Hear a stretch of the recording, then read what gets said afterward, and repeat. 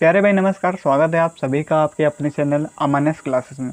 आज हम देखने वाले हैं प्रश्नावली 6.3 के क्वेश्चन नंबर 8 और क्वेश्चन नंबर 9। इससे पहले के सारे क्वेश्चंस हम करा चुके हैं। आपका जो क्वेश्चन नंबर 7 हो गया, 6 हो गया, या किसी और प्रश्नावली 1 या प्रश्नावली 2 या प्रश्नावली 3 किसी भी प्रश्नावली की बात करें, इससे पहले की सारी चीज़ें हम अच्छे तरीके से करा चुके हैं।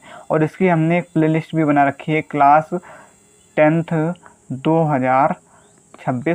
2026-27 जिसने वो वीडियो ना देखी हो, जो भी आपका कोई चैप्टर जो आप छूट गया हो, क्वेश्चन या चैप्टर 5 हो, चैप्टर 4, कोई भी चैप्टर हो उसमें, तो आप वहाँ से उसको कंप्लीट कर सकते हैं। तो आज हम 8 और 9 क्वेश्चन को देखते हैं प्रश्नावली 6.3 के। तो क्वेश्चन नंबर 8 क्या कह रहा है, इसमें कह रहा है कि समांतर चतुर्भुज ABCD। तो सबसे पहले एक समांतर चतुर्भुज बना लेते हैं। ठीक है, देखो बना लिया। इसको थोड़ा सा मैनेज कर लेना। मतलब समांतर चतुर्भुज में क्या होती है कि ये वाली भुजा इसके समांतर होती है, ये AD जो है समांतर होगी BC के, और जो AB है ये समांतर होगी DC के। तो इस प्रकार से ही होता है। फिर इसमें क्या कह रहा है कि समांतर भुजा बना ली, तो फिर समांतर चतुर्भुज ABCD की बढ़ाई गई भुजा जो है AD पर स्थित E एक बिंदु है। बढ़ाई गई जो भुजा है AD पर स्थित E एक बिंदु, मतलब जो AD है इसको बढ़ाया गया है, इस वाली भुजा को बढ़ाया गया है, और यहाँ पर एक बिंदु कौन सा स्थित है, E जो बिंदु है वो स्थित है। ठीक, फिर इसके बाद क्या कह रहा है कि तथा BE, आपका BE भुजा CD को F पर प्रतिच्छेद करता है। मतलब कि CD, ये भुजा जो B है और ये E है, ये भुजा CD पर इस प्रकार से प्रतिच्छेद करता है। मतलब कि ये जो आपका इस प्रकार से बना है, देखो यहाँ से इसको मिला देते हैं इस प्रकार से, ये देखो इस प्रकार से हमने मिलाया, तो ये जो है ये F पर प्रतिच्छेद करता है। ये आपका F जहाँ ये प्रतिच्छेद करता है CD पर, तो वो आपका क्या होगा, F होगा। ठीक है, तो दर्शाना है कि जो त्रिभुज ABE ये वाला ABE जो है वो आपका समरूप है त्रिभुज CFB के। ABE ये वाला ऊपर वाला जो है त्रिभुज नीचे वाले त्रिभुज के कैसे है, समरूप है। इसी हमको दिखानी है। तो चलो सबसे पहले लिख लेते हैं। क्या लिखेंगे, दिया है, क्या दिया गया है, दिया है क्या दिया गया है कि ये तो पता है कि ABCD जो है ये कैसा है, ABCD एक समांतर चतुर्भुज है। ठीक है, ABCD एक कैसा समांतर चतुर्भुज है। अब देखो, अगर ये समांतर चतुर्भुज है तो इसकी जो ये वाली भुजा है ये इसके समांतर होगी, और ये वाली भुजा जो है वो इसके समांतर होगी ना। तो हम यहाँ पर वैसे लिखेंगे कि जो BC है वो समांतर किसके होगी, AD के। ठीक है, और एक चीज़ और भी कह सकते हो आप कि या देखो BC समांतर AD के और BC समांतर AA के, क्योंकि इसको भी बढ़ाया गया ना, तो ये भी भुजा इसमें जो है होगी। तो BC जो है समांतर किसके है, समांतर AE के।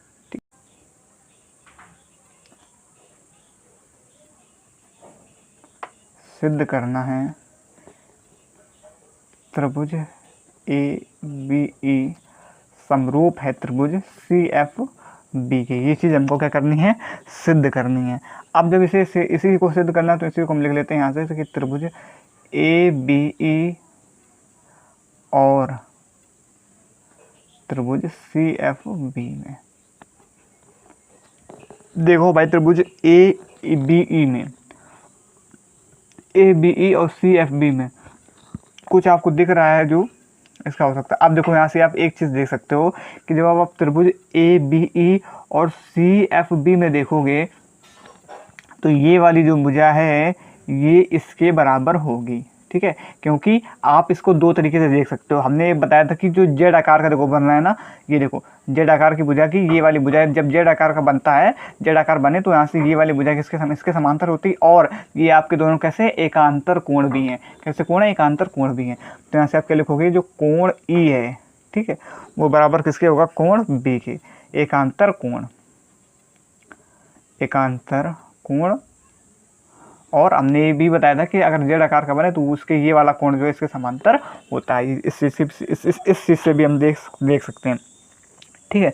फिर इसके बाद अब हमें एक चीज़ और पता है कि जब समांतर चतुर्भुज के आमने सामने के कोण बराबर होते हैं, अब ये भी चीज़ पता है कि देखो हमने यहाँ से क्या बताया, इसके ये समांतर दिखा दिया, और जो समांतर चतुर्भुज है इसके आमने सामने के जो कोण होते हैं, ये वाला कोण इसके बराबर होगा, ये वाला कोण इसके बराबर होगा, तो आमने सामने के कोण बराबर होंगे। तो हम यहाँ से ये चीज़ कह सकते हैं कि जो कोण ए है वो बराबर किसके होगा, कोण सी के।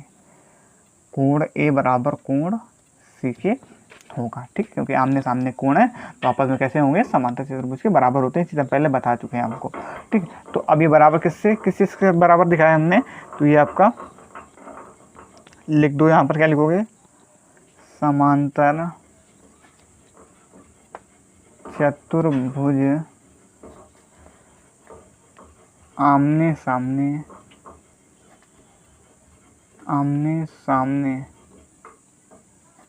के कोण बराबर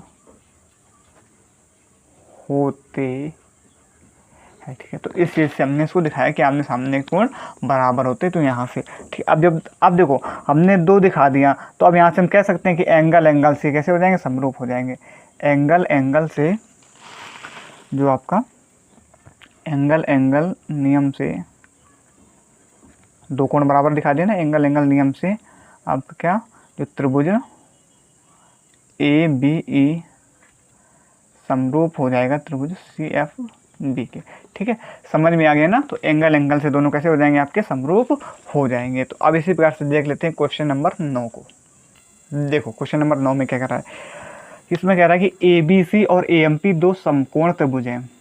ABC, ये आपका ABC और एक ये AMP दो समकोण त्रिभुज हैं जिनके कोण B और M समकोण हैं। कोण B देखो हमें दिख रहा है 90, मतलब समकोण मतलब 90 डिग्री, जो ठीक है 90 डिग्री का हो। ये देखो B और M क्या है, समकोण है, ठीक है। तो आपका सिद्ध करो कि ये दोनों चीज़ हमें दिखानी। तो सबसे पहले वाले को लिख लेते हैं। पहला हमें दिखाना है कि जो त्रिभुज ABC है वो समरूप है त्रिभुज AMP के, ठीक है, ये दिखाना हमको। अब जब हम इसको ये दिखाएंगे तब देखो, अब यहाँ से देखो जब हम तो इसी दोनों को दिखाना, तो यहाँ पर लिख लेते हैं कि त्रिभुज ABC और त्रिभुज AMP में, ठीक है, त्रिभुज ABC और त्रिभुज AMP में। तो अब यहाँ पर देखो ABC और AMP में आप कुछ कॉमन दिख रहा है। अब यहाँ पर आप ये देखो कि देखो कोण B, ये भी जो है कोण B बराबर हो जाएगा कोण M के, क्योंकि दोनों आपके कैसे हैं 90 डिग्री की। ये चीज़ आपको देखना है कि कहाँ पर क्या चीज़ मिल सकती है, हमें समरूप दिखाने के लिए देखना ही पड़ेगा। तो कोण B जो है वो बराबर होगा कोण M के, कारण क्योंकि दोनों कैसे हैं 90, दोनों कोण 90 डिग्री के हैं, दोनों कोण 90 डिग्री हैं, ठीक, ये हमने देखा।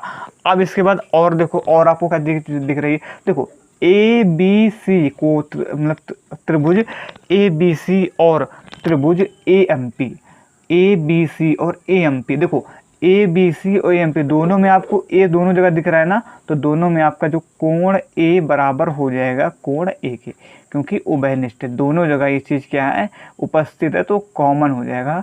कोण A दोनों जगह है ना, तो ये आपके उभयनिष्ठ हो जाएंगे।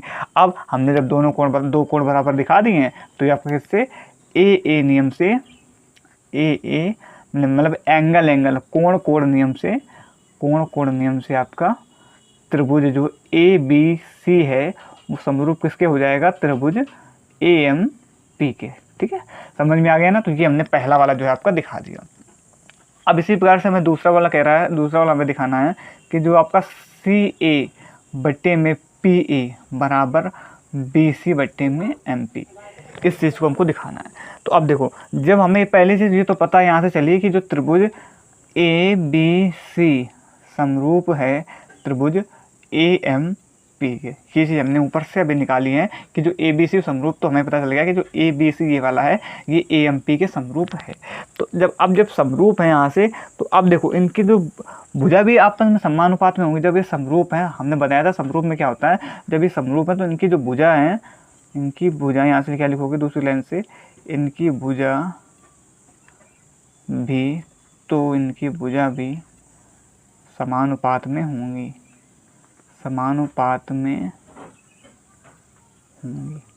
अब जब इनकी भुजाएं समानुपात में होंगी तो हम यहाँ से क्या कह सकते हैं कि जो सी ए, ये वाला जो ए बी सी में जो सी ए बट्टे में पी ए, ठीक है, क्योंकि आपका देखो ए बी सी कहाँ है आपका, ए बी सी और ए एम पी में, तो जो सी ए है वो बटे पी ए, इस वाले के सी ए पी ए बराबर होगा किसके, बी सी इस वाली भुजा के बी सी बट्टे में एम पी के, इस वाली भुजा के बी सी बट्टे में एम पी के, ठीक है।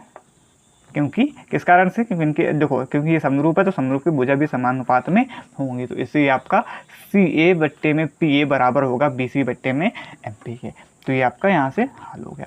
तो आशा करेंगे आज के क्वेश्चन नंबर 8 और क्वेश्चन नंबर 9 आपको अच्छी तरीके से समझ में आए होंगे। तो आज के लिए इतना ही रखते हैं, फिर मिलते हैं आपसे कल शाम 8 बजे क्वेश्चन नंबर 10 और 11 के साथ।